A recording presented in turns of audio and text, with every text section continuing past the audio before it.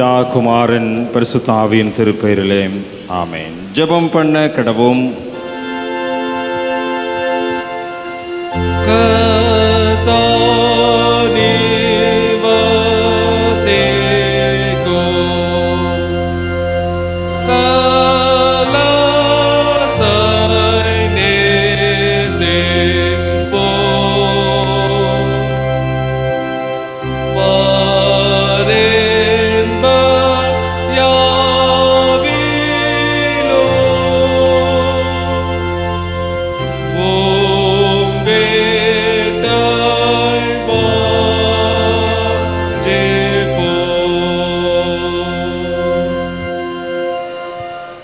சிலுவை காட்சியின் மூலமாய் பூலோக மேன்மையின் நஷ்டத்தை எங்களுக்கு உணர்த்துகின்ற அன்பின் ஆண்டவரே, உம்முடைய சிலுவையை நோக்கிய பயணத்தில் தவக்காலத்தில் 6வது வெள்ளிக்கிழமை மாலை திருவிருந்து வழிபாட்டிலே கூடியிருக்கிறோம்.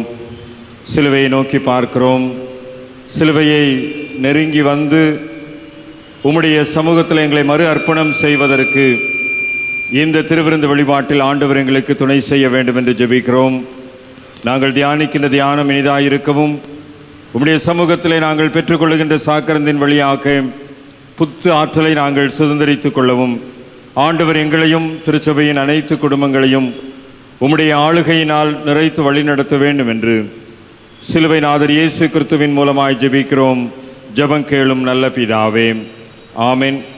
ஆண்டவருடைய திருப்பெயருக்கு மாட்சிமை உண்டாகவும் இந்த 6வது வெள்ளிக்கிழமை மாலை திருவிருந்து வழிபாட்டிற்கு தொடக்கமாகவும் நாம் அனைவரும் எழுந்து நின்று கிறிஸ்து சபை பாமாலைகளில் 103வது பாமாலை பாடுவோம். பாமாலை 103. என் அருள்நாதா இயேசுவே, சிலுவை காட்சி பார்க்கையில் பூலோக மேன்மை நஷ்டமே என்று உணர்ந்தேன் என் உள்ளத்தில். 103வது பாமாலை எழுந்து நின்று இணைந்து பாடுவோம்.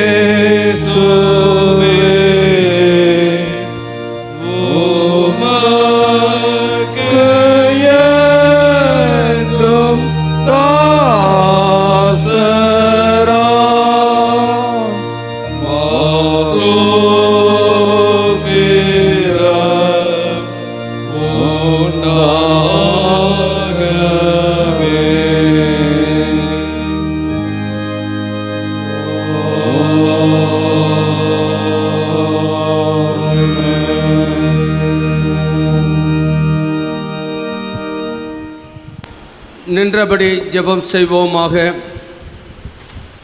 எல்லா இருதயங்களையும், எல்லா விருப்பங்களையும், எல்லா ரகசியங்களையும் அறிந்திருக்கிற சர்வ வல்லமையுள்ள கடவுளே, நாங்கள் தேவரிடத்தில் பரிபூர்ணமாய் அன்பு கூறவும், முது பரிசுத்த நாமத்தை உத்தமமாய் மகிமைப்படுத்தவும், முது பரிசுத்த ஆவியின் ஏவுதலால் எங்கள் இருதயத்தின் சிந்தனையிலே சுத்தம் பண்ணிரல எங்கள் கர்த்தராகிய கிறிஸ்துவின் மூலமாய் வேண்டிக் கொள்கிறோம்.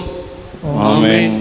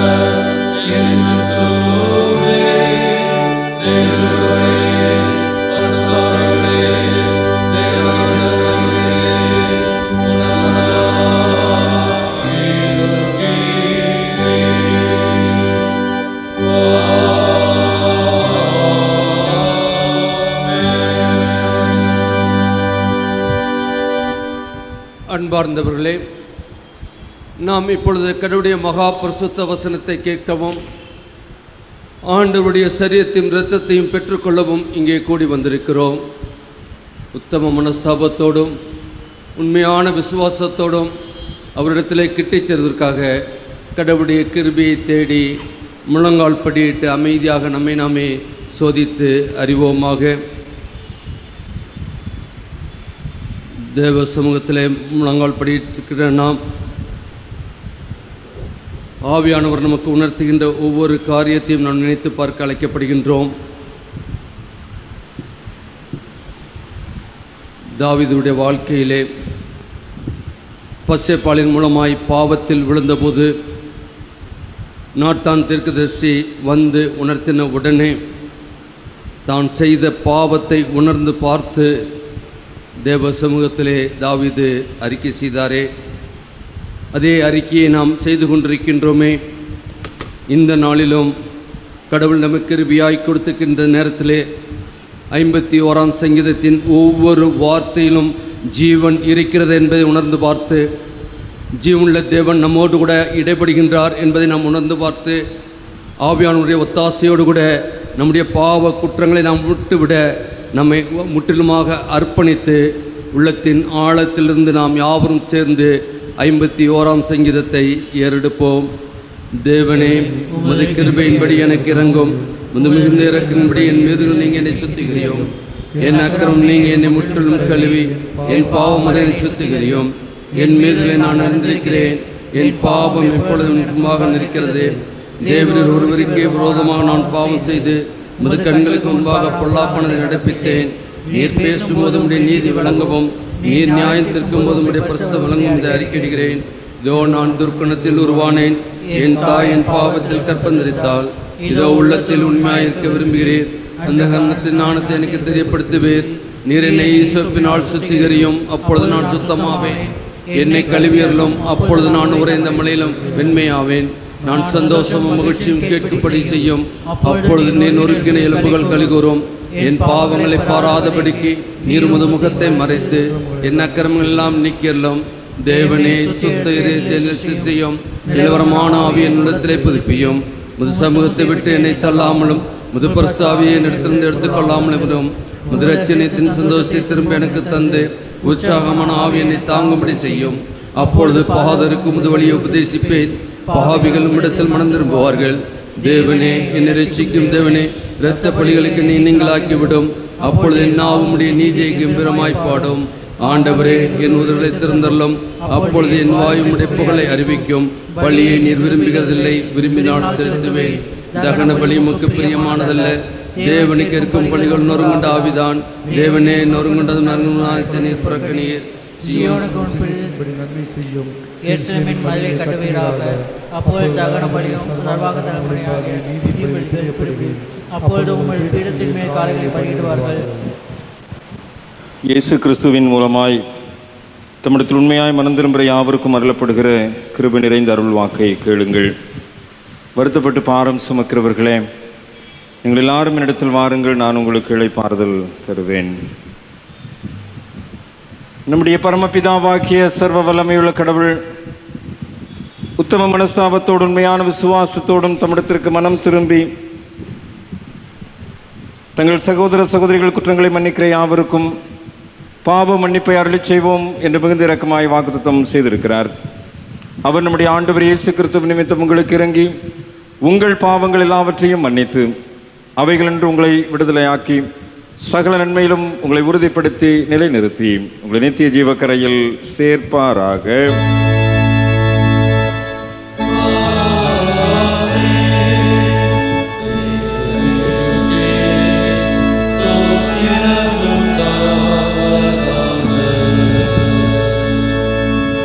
கர்த்தர் உங்களோடிருப்பாராக.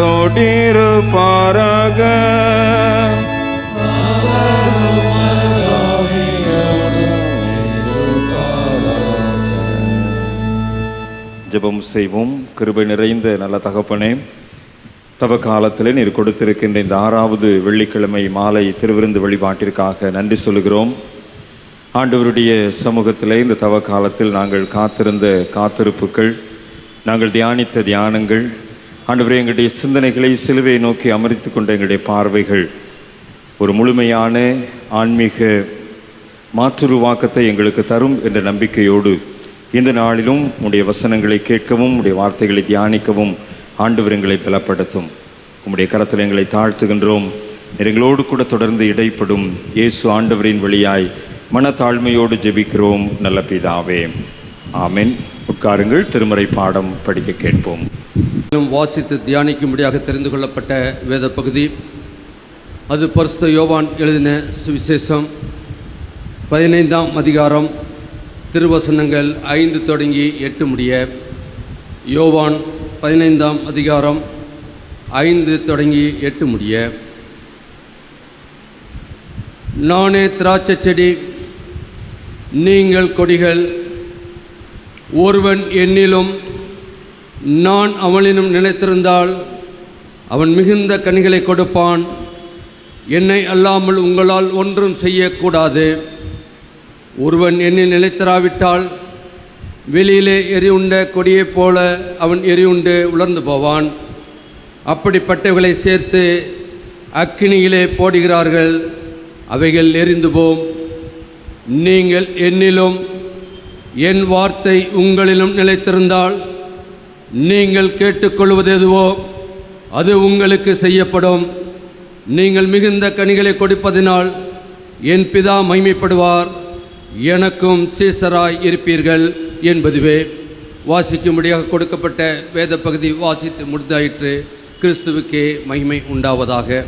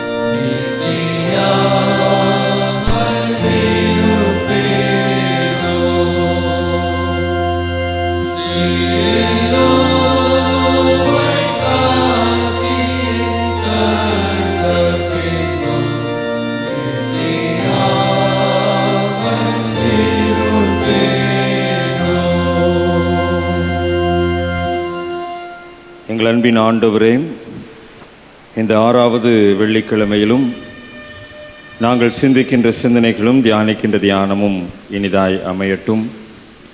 இந்த அமர்ந்த மெல்லிய சத்தம் எங்களுடைய செவிகளிலே துணிக்கட்டும். நீர் எங்களோடு கூட இடைப்படுகின்றதை, பரிசுத்த ஆவியானவருடைய ஆளுகை எங்களை நிறைத்திருக்கின்றதை புரிந்து கொண்டவர்களாய் உடைய வேத வசனங்களை புரிந்து கொள்வதற்குரிய ஞான இருதயத்தை தாரும்.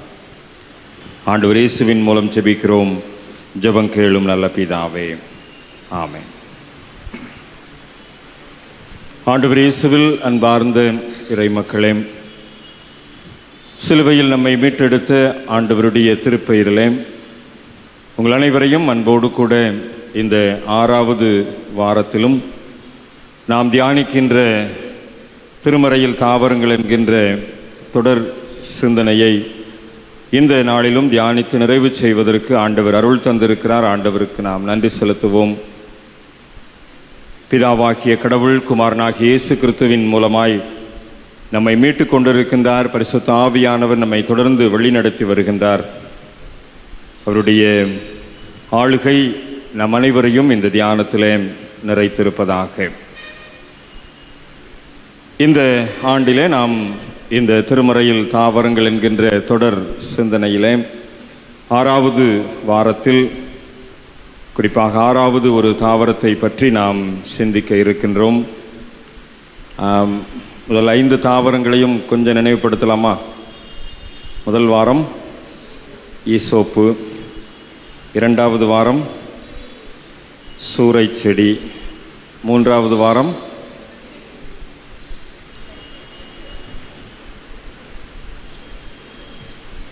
முட்செடி, 4வது வாரம் பிசின், கீலேயாத்தில் உள்ள பிசின். போன வாரம் 5வது வாரம் கடுகு. 6வது வாரம் இந்த வாரத்தில் நாம் திராட்சை செடியை குறித்து தியானிக்க இருக்கிறோம். பாலஸ்தீன நாட்டிலே அத்திமரம், ஒலிவ மரம் போன்று திராட்சை செடியும் ஒரு மிக பிரபல்யமான ஒன்று. இது ஒரு வகை கொடியாக படரக்கூடிய ஒரு செடி என்பது நமக்கும் தெரியும், நாம் அதை பார்த்திருக்கிறோம். மத்திய தரைக்கடல் பகுதியை தாயகமாக கொண்டு இது வளர்க்கப்படுகின்ற ஒரு செடி வகை. பந்தல் அமைப்பிலே வளர்க்கப்படக்கூடிய பலனளிக்கும் ஒரு செடி வகை. வறண்ட மற்றும் மிதமான தட்பவெப்ப நிலைமையிலே நன்கு வளரக்கூடியது. ஆனால் சூரிய ஒளியின் மூலமாக செழிப்பையும் நல்ல கனி தருகின்ற சூழ்நிலைகளையும் இந்த திராட்சை செடியிலே நாம் காண முடியும். விதை மூலமாகவும் இது வளர்க்கப்படுகின்றது. கிளைகளை நறுக்கி ஒட்ட வைத்து ஒட்டு செடியாக நட்டு வைப்பதன் மூலமாகவும் இது வளர்க்கப்படுகின்றது. 6 அல்லது 8 மணி நேர சூரிய ஒளி கண்டிப்பாக இதற்கு தேவை. அதே போல் நீர் மேலாண்மை, அதாவது பூ பூக்கின்ற நேரத்திலே சரியான தண்ணீர் வசதியும் அதற்கு தேவை. உரமிடுதல் மற்றும் கவாத்து செய்தல், கிளைகளை நறுக்குதல் போன்றவை இதற்கு அவசியமான ஒரு காரியம். வைட்டமின் சி சத்து நிறைந்த, நோய் எதிர்ப்பு சக்தியை அதிகமாக கொண்டிருக்கக்கூடிய ஒரு செடி வகை தாவரம். இந்திய தேசத்திலே பல இடங்களில் உண்டு, தமிழகத்திலே நாம் பல இடங்களிலே நாம் அதோடு கூட பயணித்திருக்கின்றோம். பாலஸ்தீன தட்பவெப்ப நிலைமை இதற்கு அதிகமாக ஏற்புடைய ஒரு சூழ்நிலை. நிலம் நன்கு பண்படுத்தப்பட்டு பெரிய கற்கள் நீக்கப்பட்டு நல்ல உழுது அது அந்த நிலம் இந்த தாவரத்தின் வளர்ச்சிக்காக வைக்கப்படுகின்ற போது அதை பாதுகாப்பதற்காக கண்டிப்பாக சுற்றுச்சுவர், கற்சுவர்கள் அமைக்கப்படுகின்றது. ஏனென்றால் குள்ள நரிகள், காட்டு பன்றிகள் இவைகளிலிருந்து பாதுகாப்பதற்காக. இந்த ஒவ்வொரு திராட்சை தோட்டத்திலுமே ஒரு காவற் கோபுரம் அமைக்கப்பட்டிருக்கும். ஏசாயா 5ஆம் அதிகாரத்தில் அதை பற்றிய குறிப்புகள் உண்டு. 5ஆம் அதிகாரம் 2ஆம் வசனத்திலே இந்த காவற் கோபுரத்தின் உயரத்திலே கண்காணிப்பாளர் இருந்து திராட்சை தோட்டத்தை கண்காணிப்பதற்குரிய அமைப்பும், அந்த காவற் கோபுரத்தின் கீழ்ப்பகுதி அந்த திராட்சை பழத்தை பிழிகின்ற ஆலையாகவும் திராட்சை ஆலையாகவும் அது அமைந்திருக்கும். சொந்தமாக கூலி ஆட்களை அமர்த்தி வேலை செய்கின்றவர்களும் உண்டு, குத்தகைக்கு விட்டு பயன்படுகின்றவர்களும் உண்டு. இதெல்லாம் திருமறை ஆதாரங்களிலே காணப்படுகிறது. மத்திய 20ஆம் அதிகாரத்திலே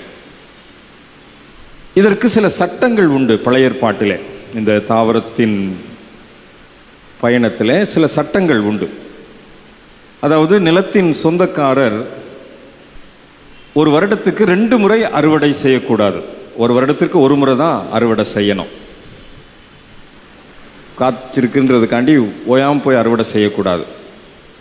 அதே போல் அதில் வளர்ந்திருக்கின்ற பழங்கள் மறைந்திருந்தால், கண்ணுக்கு தெரிகிற பழங்களை மாத்திரம்தான் பிடுங்கணும். பழங்கள் மறைந்திருந்தால் அந்த மறைந்திருக்கின்ற பழங்களை அனாதைகளுக்கு அல்லது கைம்பெண்கள் அவைகளை எடுத்துக்கொள்வதற்காக அவைகளை விட்டுவிட வேண்டும். லேவியராகமம் 19ஆம் அதிகாரத்தில், உபாகமம் 24ஆம் அதிகாரத்திலும் உண்டு. அதே போல் ஓய்வு ஆண்டு, 7வது ஆண்டு ஓய்வு ஆண்டிலே கண்டிப்பாக அந்த நிலம் திராட்சை செடியை பயிரிடக்கூடாது, அது தவிர்க்கப்பட வேண்டும். லேவியராகமம் 25ஆம் அதிகாரத்தில் உண்டு. அதே போல் திராட்சை பயிரிடுகின்ற நிலத்தில் மற்ற பயிர்களை பயிரிடக்கூடாது. மற்ற பயிர்கள் பயிரிடக்கூடாது. இன்னொரு விஷயம், இந்த திராட்சை பயிர் ஒருத்தர் வைத்திருக்கிறார் அப்படின்னு சொன்னால் அவருக்கு இராணுவ சேவையிலிருந்து விடுதலை அளிக்கப்படும். இராணுவ சேவையிலிருந்து அவருக்கு ஒரு விடுதலை கொடுக்கப்படும் என்றால் திராட்சை பயிருக்கு முக்கியத்துவம் கொடுக்கப்படுவதனாலே.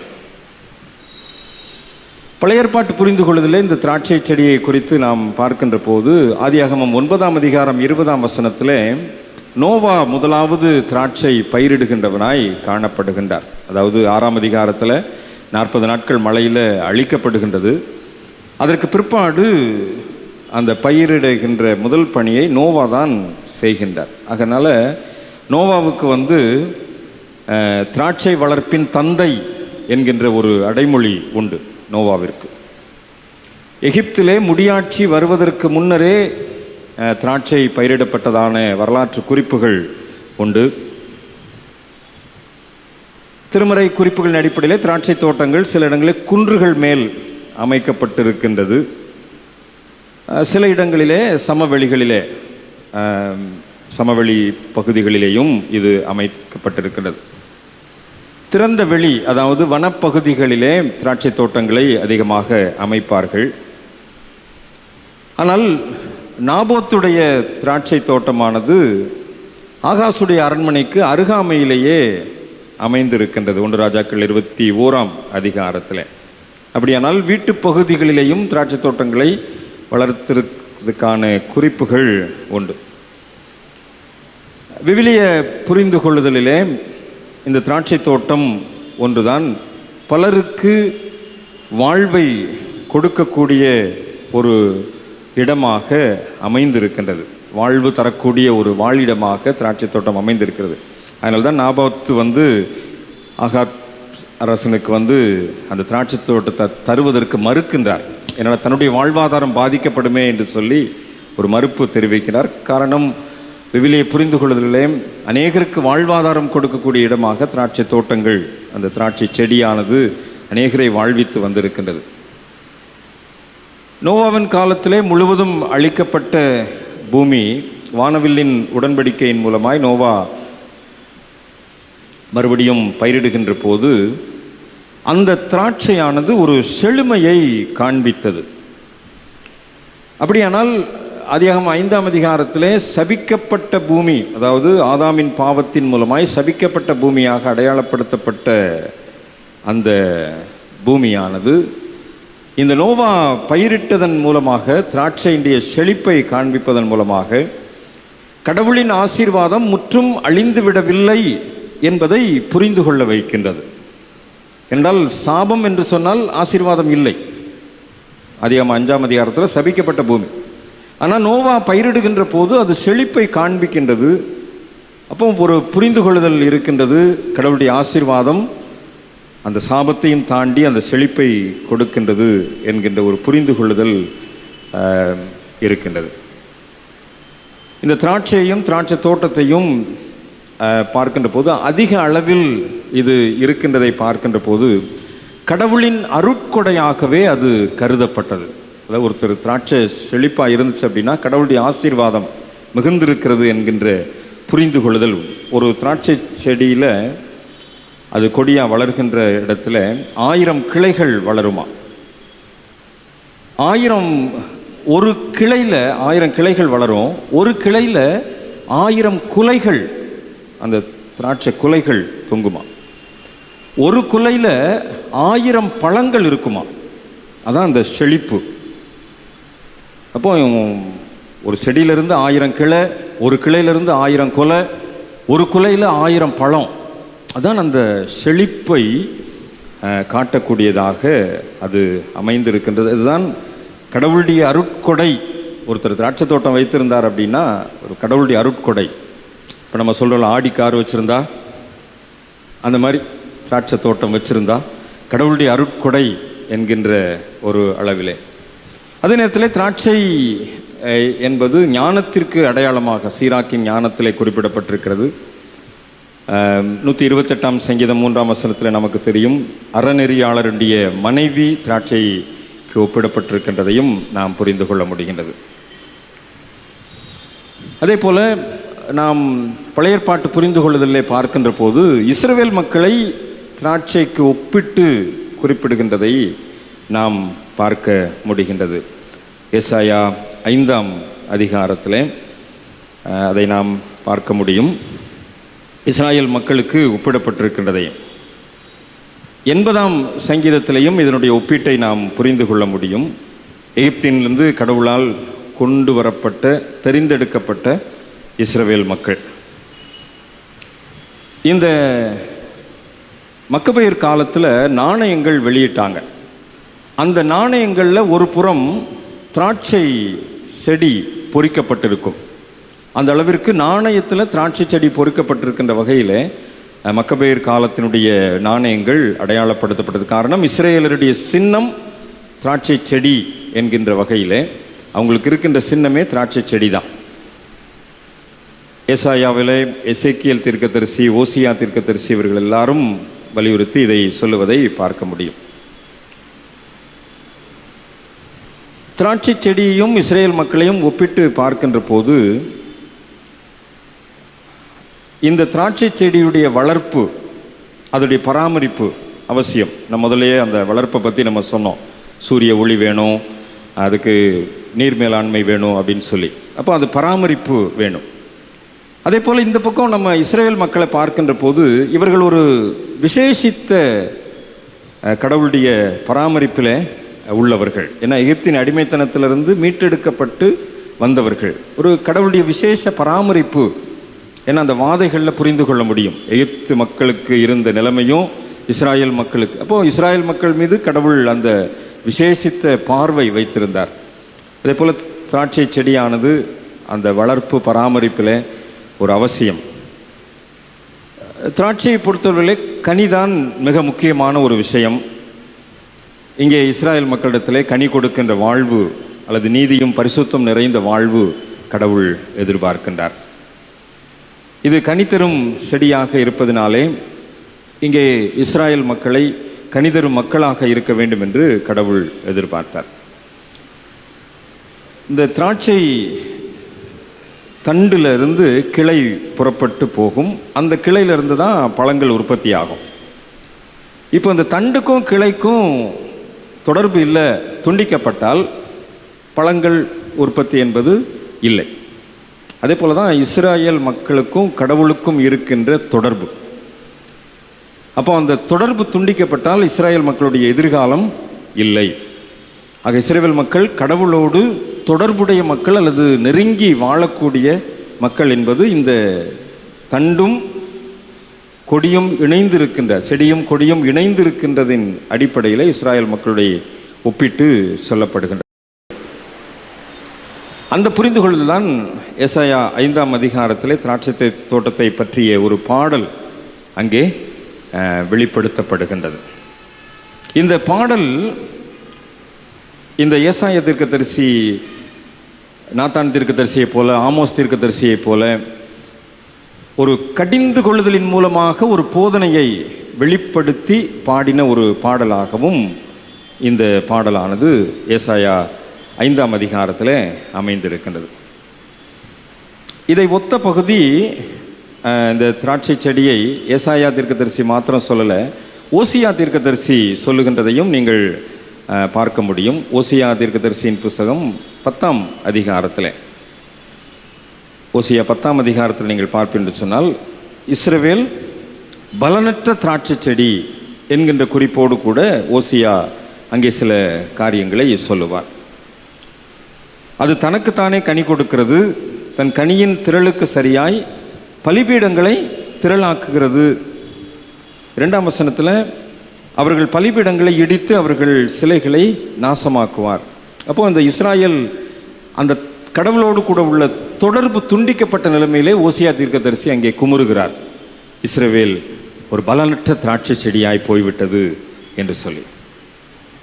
ஆக கனியை தவிர கொடிக்கு வேறு எந்த விதமான மதிப்புமே இல்லை. ஏன்னா அந்த கனி முடிஞ்சிருச்சு அப்படின்னா, அந்த கொலைகளை பறிச்சிட்டாங்க அப்படின்னா கொடியை அறுத்து அக்கினியில் தான் போடுவாங்க. அங்கே வேறு எந்த விதமான எதிர்பார்ப்பும் அங்கே கிடையாது. அது அப்படிப்பட்ட சூழ்நிலையிலே இந்த இஸ்ரவேல் ஒரு பலனற்ற திராட்சை செடியாக போய்விட்டதே என்கின்ற குமுறல் ஓசியா தீர்க்கதரிசியிடத்திலிருந்து வெளிப்படுகின்றது. எகிப்திலிருந்து கொண்டு வந்து கானான் தேசத்தில் நட்டு வச்சு வேலி அடைத்து அவங்கள பாதுகாத்திருக்கிறேன், அவங்க நீதியான நியாயமான வாழ்க்கை வாழ்வாங்க நினச்சிருந்தேன். ஆனால் அவர்கள் கசப்பான கனிகளை, தனக்குத்தானே கனி கொடுப்பது. அதாவது நம்ம இன்னைக்கு நினைக்கிறோம் இல்லையா, இந்த 40 நாளும் காலையில் உபவாசம் இருந்துட்டா நான் 40 நாள் ஃபாஸ்டிங் இருந்துட்டேன் அப்படின்னு சொல்கிறோம் இல்லையா. ஃபாஸ்டிங் இருந்துட்டு ஜோம் பண்ணுறது கிடையாது, ஆனால் நான் ஃபாஸ்டிங் இருந்துட்டேன்னு சொல்கிறது. இதுதான் தனக்குத்தானே கனி கொடுக்கறது, நானாக ஒரு அண்டர்ஸ்டாண்டிங்கை வச்சுக்கிறது. இது கசப்பான கனி. அதான் இங்கே ஓசியா குமுறுறது அதான் ஒரு கசப்பான கனி. இப்போ இவ்வளோ தூரம் நான் கொண்டு வச்சிருக்கிறேன், ஆனால் ஒரு பிரியமில்லாத வாழ்க்கை வாழ்கின்றார்கள், பிரியமில்லாத பழங்களை கொடுக்கின்றவர்களாய் இருக்கிறார்கள் என்பது அங்கே ஓசியா தீர்க்கதரிசியின் குமுறலாக அமைகின்றது. இதை அப்படியே ஏசாயா தீர்க்கதரிசி 5ஆம் அதிகாரத்தின் சூழ்நிலையோடு கூட நாம் ஒப்பிட்டு பார்க்கின்ற போதுதான் சில காரியங்களை நாம் புரிந்து கொள்ள முடிகின்றது. ஓசியாவினுடைய குமுறலும் ஏசாயாவினுடைய குமுறலும் இந்த இஸ்ராயேல் ஒரு திராட்சை செடி என்கின்ற அடிப்படையில் அவர்கள் எப்படி அந்த இறைவாக்குரைக்கிறார்கள் என்கின்ற சூழ்நிலையை நாம் இந்த ஏசாயா 5ஐயும் ஓசியா 10ஐயும் ஒப்பிட்டு பார்க்கின்ற போது புரிந்து கொள்ள முடிகின்றது. கர்த்தர் ஒரு வாழ்வை கொடுத்திருக்கின்றார். எகிப்தின் அடிமைத்தனத்தில் இருந்த இஸ்ராயேல் மக்களுக்கு கடவுள் ஒரு வாழ்வை கொடுத்திருக்கிறார். ஆனால் அந்த வாழ்வை இஸ்ரவேல் மக்கள் சரியாய் வாழவில்லை. இதுதான் இந்த 2 தீர்க்கதரிசிகளுடைய குமுறலாக அமைகின்றது. மிக தெளிவாக இந்த பகுதியை நாம் இன்றைக்கு நம்முடைய வாழ்வு சூழ்நிலையோடு இந்த ப்ரெசன்ட் கான்டெக்ஸ்டில் நம்ம கொஞ்சம் ஒப்பிட்டு பார்ப்போம் என்று சொன்னால், பல புரிந்து கொள்தல்கள் இந்த தவ காலத்தில் இந்த ஏசாயாவும் ஓசியாவும் குமுறல்கள் மூலமாக நம்முடைய வாழ்வோடு கூட ஒப்பிட்டு பார்க்க முடிகின்றது. கொஞ்சம் ஏசாயா 5ஆம் அதிகாரத்தை நீங்கள் கொஞ்சம் கையில் எடுத்துக்கொள்ளுங்க. ஒரு பாடல், இந்த பாடல் ஒரு குமுறலின் பாடலாக வெளிப்படுது. என் நேசருக்கு மகா செழிப்பான மேட்டிலே ஒரு திராட்சை தோட்டம் உண்டு. இந்த திராட்சை தோட்டம் தான் இன்றைக்கு நம்முடைய ஆலயம்னு வச்சுக்கிடுவோம். நம்முடைய ஆலயத்தை தான் ஆண்டவர் ஒரு திராட்சை தோட்டமாக குறிப்பிடுகிறார். ஒரு ஆலயம், திராட்சை தோட்டம் உண்டு. அவர் அதை வேலி அடைத்து அதில் உள்ள கற்களை பொறுக்கி நற்குல திராட்சை செடிகளை நட்டு. இந்த திராட்சை செடிங்கிறது யாரு? நம்ம தான், சபை மக்கள் தான். இந்த திராட்சை தோட்டம் என்ற ஆலயத்தில் நற்குல செடிகளாகிய சபை மக்களை ஆண்டவர் என்ன செஞ்சிருக்கிறாரு? இந்த மேலவாசல் ஆலயத்தில், இம்மானுவேல் ஆலயத்தில் ஆண்டவர் நட்டு வச்சிருக்கிறார். அது நடுவிலே ஒரு கோபுரத்தை கட்டி, உங்களுக்கு இந்த வரலாறு தெரியும், 150 ஆண்டு கால வரலாறு உங்களுக்கு தெரியும். இது எத்தனையாவது கோபுரம்னு சொல்லி எனக்கு தெரியாது. ஆனால் 2018 புதுப்பிக்கப்பட்ட கோபுரம் இப்போ இருக்குது. இப்போ அதுதான் நமக்கு அடையாளம். ஒரு கோபுரத்தை கட்டி அதில் ஆலையையும் உண்டு பண்ணி, இந்த ஆலை அப்படிங்கிறது நமக்கு இங்கே நடத்தப்படுகின்ற ஒவ்வொரு ஆராதனைகள், வழிபாட்டு சூழ்நிலைகள். ஞாயிற்றுக்கிழமை ஆராதனை நடக்குதா? வெள்ளிக்கிழமை ஆராதனை நடக்குதா? இரவு ஜெபம் நடக்குதா? உபவாச ஜெபம் நடக்குதா? ஐக்கிய சங்க கூட்டங்கள் நடக்குதா? இது எல்லாத்தையும் எனது ஆலையில் வேலை என்ன? பிழிகிறது, அதிலிருந்து சாறு எடுக்கிறது, அதை பயன்பாட்டுக்கு கொண்டு வருவது. ஆக இந்த திராட்சை தோட்டத்தில் இந்த திராட்சை செடியை நட்டு வச்சிருப்பதனுடைய நோக்கம் இது பயன்பாட்டிற்கு வர வேண்டும். அந்த பயன்பாட்டிற்கு தான் ஆண்டவர் திராட்சை தோட்டத்தில், இந்த ஆலயமாகிய திராட்சை தோட்டத்தில் நற்குல திராட்சை செடிகளாகிய சபை மக்களாகிய நம் ஒவ்வொருவரையும் நட்டு வைத்திருக்கின்றார். ஆலய வழிபாடுகளை தந்திருக்கிறார். ஆராதனைகள் மூலமாக நாம் பிழியப்பட்டு ஆண்டவருடைய சமூகத்தில் நம்மை அர்ப்பணிப்பதற்குரிய வாய்ப்புகளை ஆண்டவர் கொடுத்திருக்கின்றார்.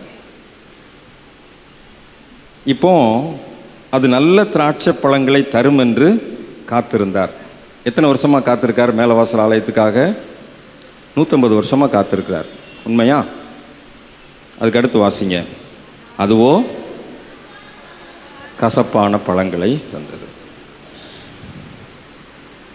இந்த கசப்பான பழம்னா என்னன்னு சொன்னேன்.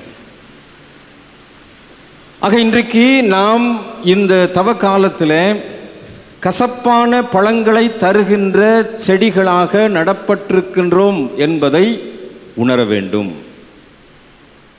ஆண்டவர் என்னை எவ்வளவோ ஆசீர்வாதத்தை கொடுத்து அலங்கரித்து ஒரு நற்குல திராட்சை செடியாக என்னை இந்த பாரம்பரியம் மிக்க இந்த பெரிய திராட்சை தோட்டத்தில் நட்டு வைத்திருக்கின்றார். நல்ல ஒரு ஆலையை கொடுத்திருக்கிறார். நல்ல ஒரு கோபுரத்தை எழுப்பி இருக்கின்றார். இந்த நகரின் மத்திய பகுதியிலே பிரதானமான ஒரு ஆலயமாக இதை வைத்து இதில் என்னை உறுப்பினராக வைத்திருக்கிறார். இப்போ ஆண்டவர் என்னிடத்தில் எதிர்பார்ப்பது நல்ல பழங்களை தரும் என்று. ஆனால் நான் கொடுத்தது கசப்பான பழங்களை. இந்த லெந்து காலம் எங்கேயோ ஒரு விடத்தில் நான் வெளிப்படுத்துகின்ற கசப்பை உணர்கின்ற காலம். ஏதோ ஒரு விடத்தில் நான் ஆண்டவருக்கு விரோதமாய் வாழ்வதை உணர்கின்ற ஒரு காலம். ஏதோ ஒரு இடத்திலே கடவுளை துக்கப்படுத்தி இருக்கின்றதை உணர்கின்ற காலம் இந்த லெந்து காலம். இந்த லெந்து காலத்தில் இந்த கசப்பான கனி கொடுக்கின்ற வாழ்வை நான் உணர வேண்டும் என்று இந்த 6வது வாரத்தில் ஆண்டவர் என்னை உணர்த்துகின்றார். இந்த நாட்களில் எங்களுடைய தோல் பட்டையிலையும் ஆலயத்தின் பலிபிடத்தில் இருக்கின்ற இந்த வண்ணம், இந்த வயலட் அல்லது இந்த பர்பிள் வண்ணம், இந்த வயலட் ரெப்ரசன்ட்ஸ் ரிப்பென்டன்ஸ், மனம் திரும்புதலை வலியுறுத்துகின்ற வண்ணம் தான் இந்த வயலட் வண்ணம். The Lent is the season of repentance. மனம் திரும்புதலின் காலம்தான் இந்த லெந்து காலம். நான் ஒருவேளை கசப்பான கனிகளை கொடுத்து கொண்டிருப்பேனே, ஆனால் நான் மனம் திரும்ப வேண்டும் என்று சொல்லி ஆண்டவரினிடத்தில் எதிர்பார்க்கிறார். இந்த மனம் திரும்புதலின் காலம் ஒரு இனிமே இது நீடிக்குமா என்பது எனக்கு தெரியாது. நீங்கள் அதுக்கடுத்து பகுதிகளில் நீங்கள் படித்து பார்த்தீங்கன்னா 4வது வசனத்தில், நான் திராட்சை தோட்டத்திற்கு செய்யாத எந்த வேலையும் அதற்கு இனி செய்யலாம், அது நல்ல திராட்சை பழங்களை தரும் என்று நான் காத்திருக்க அது கசப்பான பழங்களை தந்ததென்ன என்ற கேள்வியோடு கூட இப்போதும் நான் திராட்சை தோட்டத்துக்கு செய்வதை உங்களுக்கு அறிவிப்பேன், அதன் வேலியை எடுத்து போடுவேன், அதுக்கப்புறம் அது மேய்ந்து போடப்படும், அடைப்பை தகர்ப்பேன், அது மிதியுண்டு போம். இவ்வளவு பாதுகாப்பாக இருக்கின்ற போது, கற்கள் அமைத்து வேலி அடைத்து ஆண்டவர் பாதுகாத்து வைத்திருக்கின்ற போது கசப்பான கனிகளை கொடுத்தால் ஆண்டவர் என்ன செய்வாரா? வேலியை எடுத்துருவார். போன வாரம் பார்சனேஜிலிருந்து இந்த பக்கம் நின்ன எல்லா வண்டிக்கும் ஃபைன் போட்டாங்களா? எல்லா வண்டிக்கும் ஃபைன் தானே? வேலி எடுத்தாச்சா? லாக்டவுன் வரப்போகுது, தகர்த்து போட போகிறார் ஆண்டவர். மறுபடியும் ஒரு லாக்டவுனா? அதை பாழாக்கி விடுவேன். அதன் கிளை நறுக்கப்படாமலும் களை கொத்து எடுக்கப்படாமலும் போவதினால் முட்செடியும் நெரிஞ்சிலும் முளைக்கும். ஒரு எச்சரிப்பின் செய்தியை இந்த திராட்சை செடியின் மூலமாய் ஆண்டவர் இன்றைக்கு நம்ம கொடுக்க விரும்புகிறார். உள்ள கச்சா எண்ணெயோட அளவு எவ்வளவு இருக்குன்னு தெரியாது. எவ்வளோ தூரம் பெட்ரோல் போட முடியும், கேஸ் அனுபவிச்சுட்டு இருக்கிறோம். உள்ள எப்போ எது நடக்கும் நமக்கு தெரியாது.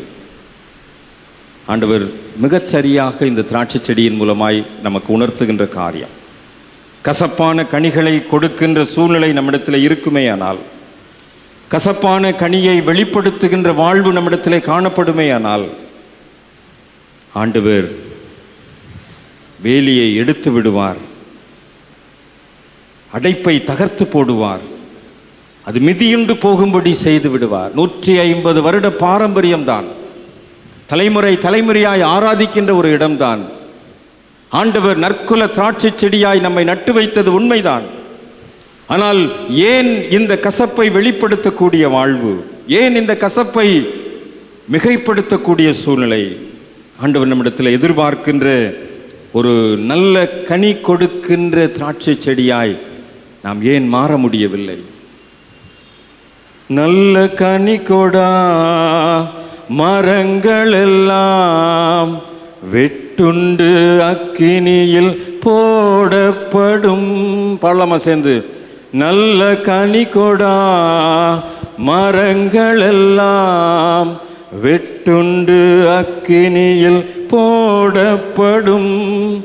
ராஜா வருகிறார் ஆயத்தமாவோ, இயேசு வருகிறார் எதிர்கொண்டு செல்லுவோம். ராஜா வருகிறார் ஆயத்தமாவோம், இயேசு வருகிறார் எதிர்கொண்டு செல்லுவோம். ஞாயிற்றுக்கிழமை பாட போறோம். இயேசு ராஜா முன்னே செல்கிறார் அப்படின்னு குருத்தோலை பிடிச்சு பாட போறோம். ராஜாவினுடைய வருகைக்காக ஆயத்தப்பட போகின்றோம். வாசல்களே உங்கள் தலைகளை உயர்த்துங்கள், அநாதி கதவுகளே உயருங்கள், மகிமையின் ராஜா உட்பிரவேசிப்பார் என்று சொல்லி 24ஆம் சங்கீதத்தை சொல்லி நாம் பாடப்போகின்றோம். இந்த ராஜாவினுடைய வருகையிலே நல்ல கனி கொடாத மரமெல்லாம் வெட்டுண்டு அக்கினியில் போடப்படும் என்று சொன்னால் இன்றைக்கு உங்களுடைய என்னுடைய நிலைமை என்ன? நாம் எங்கே போக போகின்றோம்? திராட்சை செடி இன்றைக்கு நமக்கு அதை எச்சரிக்கின்றது. எகிப்திலிருந்து, எகிப்தின் அடிமைத்தனத்திலிருந்து, சிறுமைப்பட்ட சூழ்நிலையிலிருந்து, வேதனைப்பட்ட நிலைமையிலிருந்து அதை மீட்டெடுத்து கொண்டு வந்து நட்டு வைத்தேனே, அது கசப்பான கனிகளை கொடுத்து கொண்டிருக்கின்றதே. இந்த சூழ்நிலையில தான் இந்த கசப்பான செடியாக அல்லது கசப்பான கனிகளை கொடுக்கக்கூடிய நிலைமை நம்மிடத்திலே வருகின்றது என்கின்ற நிலைமையில் தான் இயேசுவினுடைய வருகை அமைகின்றது. இந்த இயேசுவினுடைய வருகை, நான் முதல் வருகையை குறிப்பிடுகின்ற இந்த இயேசுவினுடைய வருகை அமைந்து என்ன செய்கிறது என்று சொன்னால், யோவான் 15ஆம் அதிகாரத்தில் நாம் படிக்க கேட்டோம், நானே மெய்யான திராட்சை செடி. இஸ்ரவேலர்கள் தவறவிட்டதை ஆண்டவர் நிவர்த்தி செய்யும்படியாய் தானே அந்த திராட்சை செடியாக, பழைய ஏற்பாட்டில் சொல்லப்பட்டிருக்கிறது, நம்ம தான் அந்த செடியாக கசப்புள்ள கனிகளை கொடுத்து கொண்டிருக்கின்ற சூழ்நிலை.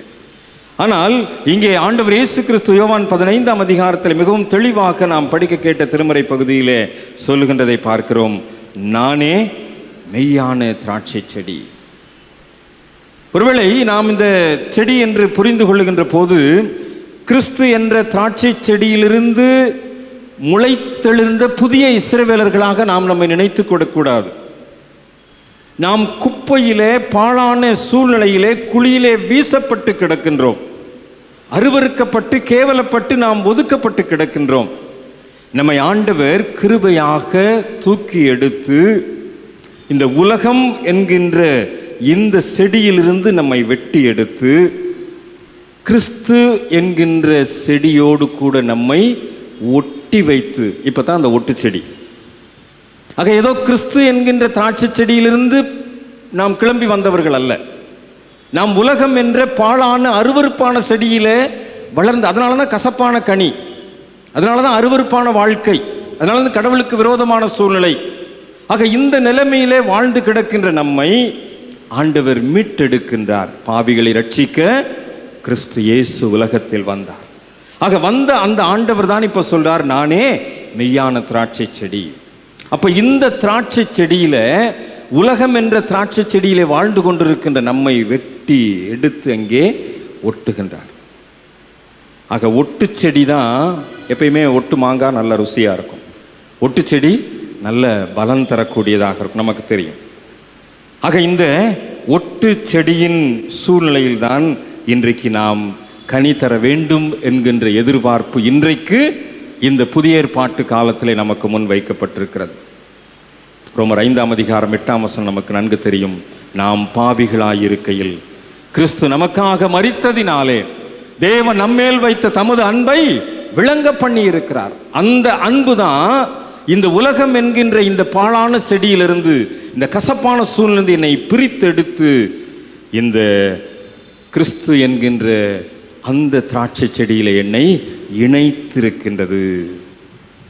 இந்த இணைப்பு தான் ஆண்டவர் இப்பொழுது நாம் கனி தர வேண்டும் என்ற எதிர்பார்ப்போடு நமக்கு முன் வைத்திருக்கிறார்.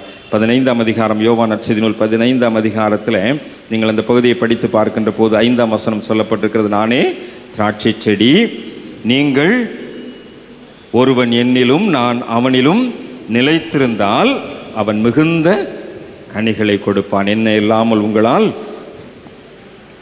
ஆக இது வெட்டப்பட்டு சுத்திகரிக்கப்பட வேண்டும். அந்த உலகம் என்கின்ற செடியிலிருந்து, அந்த உலகம் என்கின்ற சூழ்நிலையிலிருந்து வெட்டப்பட்டு அது சுத்திகரிக்கப்படும். அப்படியே கொண்டாந்து இங்கே ஒட்டினா வந்துடாது, அது கொஞ்சம் சுத்திகரிக்கப்பட வேண்டும். இப்போ இந்த திராட்சை செடியினுடைய அந்த கவாத்து பண்ணுகின்ற சூழ்நிலையை நீங்கள் பார்த்துருப்பீங்க. அது நல்ல செழிப்பாக நல்ல தளதளன்னு இருக்கும்போது அதை என்ன செய்வாங்க, வெட்டுவாங்க. வெட்டி அதை சுத்திகரிப்பாங்க. அந்த வெட்டி சுத்திகரித்த பிற்பாடு தான் அது என்ன செய்யும், பலன் தருவதற்குரிய சூழ்நிலைகளை கொடுக்கும். ஆக அது சுத்திகரிக்கப்பட வேண்டும். தளதளன் பசுமையாக இருக்குதுன்னு சொல்லிட்டு அப்படியே தண்ணியை ஊற்றிக்கிட்டே இருந்தோம்னா அது பலன் தராது.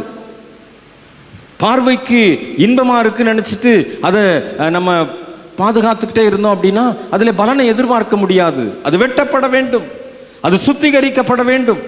அப்பொழுதுதான் அதில் இருந்து கனிகளை நாம் எதிர்பார்க்க முடியும். The Lent is a season of purification. இந்த தவக்காலம் நமக்கு ஒரு சுத்திகரிப்பின் காலம். நம்முடைய வாழ்வை நாம் சுத்திகரிக்கக்கூடிய ஒரு காலம். இந்த தவ காலத்தில் நாம் சுத்திகரிக்கப்பட வேண்டும். ஒரு புண்ணு இருக்குது அப்படின்னா அதனுடைய சீழ் பிதுக்கப்பட வேண்டும். அதில் இருக்கிற தேவையற்ற காரியங்கள் எடுக்கப்பட வேண்டும். அது சுத்திகரிக்கப்பட்டால் தான் அதில் வைக்கிற மருந்து வேலை செய்யும். அது சுத்திகரிக்கப்படாமல் அப்படியே அதுக்கு மேலே மருந்தை வச்சு வச்சு கட்டினோம்னா எந்த பிரயோஜனம் இல்லை. அது சுத்திகரிக்கப்பட வேண்டும். ஒரு புண் ஆற வேண்டும் என்று சொன்னால் எப்படி அது சீழ் பிதுக்கப்பட்டு சுத்திகரிக்கப்படுகின்றதோ அதே போல் நம்முடைய கிறிஸ்தவ ஆன்மீக வாழ்க்கையிலே நாம் சுத்திகரிக்கப்பட்டால் தான் நல்ல கனிகளை கொடுக்கின்றவர்களாய் மாற முடியும். இந்த தவ காலம் நம்முடைய வாழ்க்கையை ஆண்டவர் சுத்திகரிக்க விரும்புகின்றார். அந்த சுத்திகரிப்பிற்குள்ளாய் நம்மை நாம் அர்ப்பணித்து இந்த சுத்திகரிப்பின் மூலமாய் நற்கனி கொடுக்கின்ற ஒரு சூழ்நிலைக்குள்ளாய் கடந்து வர ஆண்டவர் எதிர்பார்க்கிறார். ஒருவேளை இந்த 5ஆம் வசனத்திலே சொல்லப்பட்டிருக்கிறபடி அந்த நிலைத்திருத்தல் என்பதும் அவசியமாக இருக்கின்றது. அதாவது 2ஆம் வசனத்தில் தான் சொல்லப்பட்டிருக்கிறது அது சுத்திகரிக்கப்பட வேண்டும் என்று சொல்லி, 4ஆம் வசனத்தில் நீங்கள் பார்ப்பீர்கள் என்று சொன்னால் நிலைத்திருக்க வேண்டும் என்று சொல்லி. ஆக இந்த நற்கனி கொடுப்பதற்கு ஒன்று சுத்திகரிக்கப்படுதலும் வேண்டும், நிலைத்திருத்தலும் வேண்டும். இந்த நிலைத்திருத்தல் என்பது ஒரு சார்பு நிலையோ அல்லது தங்கி இருக்கின்ற சூழ்நிலையோ மாத்திரமல்ல. என்னதான் அதை பிரிக்க நினைச்சாலும் பிரிக்க முடியாது. அப்படித்தான், அதுதான் நிலைத்திருத்தல். இப்போ ஆண்டவர் இஸ்ராயல் மக்களிடத்தில் கோபப்பட்டதற்கும் தீர்க்கதரிசி குமுறினதுக்கும் காரணம் என்ன? அவங்கள பிரிச்ச உடனே பிரிஞ்சு வந்துட்டாங்க. கானானிய பாகால் வழிபாட்டிற்குள்ள விழுந்துட்டாங்க. அந்நிய தெய்வ வழிபாட்டில், விக்கிரக வழிபாட்டில் விழுந்துட்டாங்க. ஆனால் ஆண்டவர் எகிப்தின் அடிமைத்தனத்திலிருந்து அவர்களை பிரித்தெடுத்து பாலும் தேனும் ஓடுகின்ற கானான் தேசத்தை கொடுத்து அவர்களை ஆசீர்வதித்தார். அந்த ஆசீர்வாதத்தை மறந்து விட்டார்கள். செங்கடலை கடந்து வரும் என்ற போது பார்வோனின் ரதங்களை அந்த கடலிலே விழச் செய்து இவர்களை பாதுகாத்து அழைத்து வந்தார். அதை மறந்து விட்டார்கள். வனாந்தரத்திலே அவர்களுக்கு தேவைகளை சந்தித்து வந்ததை மறந்து விட்டார்கள். அதனால தான் தீர்க்கதரிசி குமுறுகின்றார், நிலைத்திருக்கல, நீங்க அந்த கடவுளுடைய வார்த்தையில நீங்கள் ஒன்றித்திருக்கல, கடவுளோடு கடவுளாக நீங்கள் இணைந்து கொள்ளவில்லை. ஆக இறைவனோடு கூட இணைந்திராத இஸ்ரவேலர்கள் தண்டிக்கப்பட்டார்கள். அதுதான் ஏசாயா 5ஆம் அதிகாரத்தில் சொல்லப்பட்டிருக்கின்ற அந்த தண்டனையினுடைய உச்சம். ஆக கண்டிப்பாக நிலைத்திருக்கின்ற வாழ்க்கை அவசியம் என்பதை, அல்லது நிலைத்திருத்தலின் சூழ்நிலை ஒரு கிறிஸ்தவ ஆன்மீகத்திலே அவசியம் என்பதை இந்த திராட்சை செடியின் மூலமாக நாம் கற்றுக்கொள்ளுகின்றோம். ஆக ஆண்டவர் திராட்சை செடியாக தன்னை அர்ப்பணித்திருக்கிறார் என்று சொன்னால் அந்த செடியிலே ஒட்டு செடியாக நாம் இணைந்திருக்கின்ற போது, நாம் சுத்திகரிக்கப்பட்டு நிலைத்திருக்கின்ற போதுதான் நல்ல கனி கொடுக்கின்ற ஒரு சூழ்நிலையை நாம் வெளிப்படுத்த முடியும். அப்படியானால் நாம் ஆண்டவருடைய சமூகத்தில் நாம் இந்த குறைவுகளை அல்லது குற்றங்களை, நம்முடைய மீறுதல்களை நாம் உணர்ந்து நாம் சரியாக நம்மை நாம் மறு ஆய்வு செய்து ஆண்டவருடைய சமூகத்தில் அர்ப்பணிக்க வேண்டும். அதற்குத்தான் 80ஆம் சங்கீதத்திலே நாம் அந்த பகுதியை நாம் புரிந்து கொள்ள முடிகின்றது. இந்த 80ஆம் சங்கீதம் மிகவும் தெளிவாக, ஒருவேளை இரவில் நீங்கள் வீட்டில் சென்று அந்த முழு பகுதியையும் படித்து பாருங்கள். அந்த 80ஆம் சங்கீதமானது மிகவும் தெளிவாக காரியங்கள் சொல்லப்பட்டிருக்கின்றது. 80ஆம் சங்கீதத்தில் 8ஆம் வசனத்தில் சொல்லப்பட்டிருக்கிறது, எகிப்திலிருந்து ஒரு திராட்சை கொடியை கொண்டு வந்து ஜாதிகளை துரத்திவிட்டு அதை நாட்டினீர், அதற்கு இடத்தை ஆயத்தப்படுத்தின, அது வேரூன்றி தேசமெங்கும் படர்ந்தது. அப்படியே சொல்லிட்டு வந்து கடைசியில் அது என்ன ஆயிடுச்சு, அக்கினியால் சுடப்பட்டும் வெட்டுண்டும் போயிற்று, உடைய முகத்தின் பயமுறுத்தலால் அழிந்து போகிறார்கள். ஏன்னா ஆண்டவருடைய கோபம், இஸ்ரவேல் மக்கள் மீது ஆண்டவருடைய கோபம், அந்த கோபாக்கினிக்கு ஆளாகக்கூடிய ஒரு சூழ்நிலை. அப்போ 17ஆம் வசனத்தில் நம்ம பார்க்குறோம், 80ஆம் சங்கீதம் 17ஆம் வசனத்தில், உமது கரம் உமது வலது பார்சத்து புருஷன் மீதிலும் உமக்கு நீ திடப்படுத்தின மனுஷகுமாரன் மீதிலும் இருப்பதாக, அப்பொழுது உம்மை விட்டு பின்வாங்க மாட்டோம், எங்களை உயிர்ப்பியும், அப்பொழுது உமது நாமத்தை தொழுது கொள்வோம். இந்த பகுதியில் ஆண்டவர் இயேசு கிறிஸ்துவை மையமாக வைத்து இந்த பகுதியானது, இந்த 80ஆம் சங்கீதம் 17ஆம் வசனமானது சொல்லப்பட்டிருக்கிறது. கிறிஸ்துவை மையமாக கொண்டு சொல்லப்பட்டிருக்கிறது. உம்மை விட்டு பின்வாங்க மாட்டோம். ரைட், இப்போ நம்ம பாவம் செஞ்சிட்டோம். இப்போ நம்ம உம்மை விட்டு பின்வாங்க மாட்டோம்னா நம்ம எங்கே தான் போகணும்? எங்கே தான் போகணும்? சிலுவைக்கு தான் போகணும். ஆக இந்த பலிபீடத்தில் வந்து சிலுவையை நோக்கித்தான் நாம் சொல்ல முடியும், ஆண்டவரே உம்மை விட்டு நாங்கள் பின்வாங்க மாட்டோம், உம்மை விட்டு நாங்கள் பின்வாங்க மாட்டோம், எங்களை உயிர்ப்பியும். ஏன்னா வேலி எடுத்தாச்சு, அடப்பை பிடுங்கியாச்சு, காட்டு பன்றியும் குள்ள நரியும் உள்ள வந்துருச்சு, பாதுகாப்பு இல்லை. ஆக இன்றைக்கு ஒரு பயங்கரமான சூழ்நிலைக்குள்ளாய் விழுந்து விட்டோம். ஆண்டவரே எங்களை உயிர்ப்பியும். சிலுவையின் முன்னே உலகமென் பின்னே, சிலுவையின் முன்னே உலகமென் பின்னே, பின்னோக்கே நான், பின்னோக்கே நான், பின்னோக்கே நான், பின்னோக்கே நான். சிலுவைக்கு வந்து தான் சொல்ல முடியும், ஆண்டவரே நான் இனிமே திரும்பி பார்க்க மாட்டேன், உம்மை விட்டு பின் வாங்க மாட்டேன், என்னை உயிர்ப்பியும்.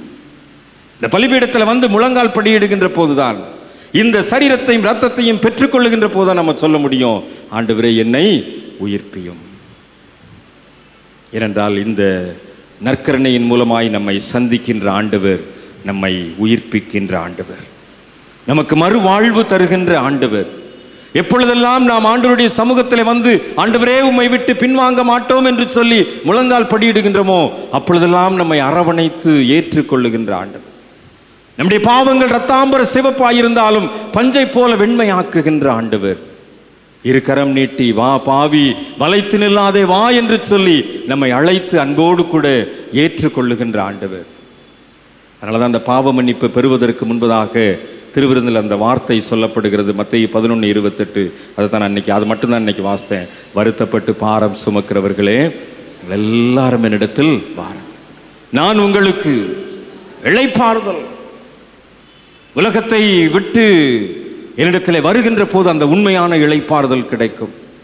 உலகத்தை மறந்து சிலுவை எண்டையிலே வருகின்ற போது அந்த உண்மையான அமைதி கிடைக்கும்.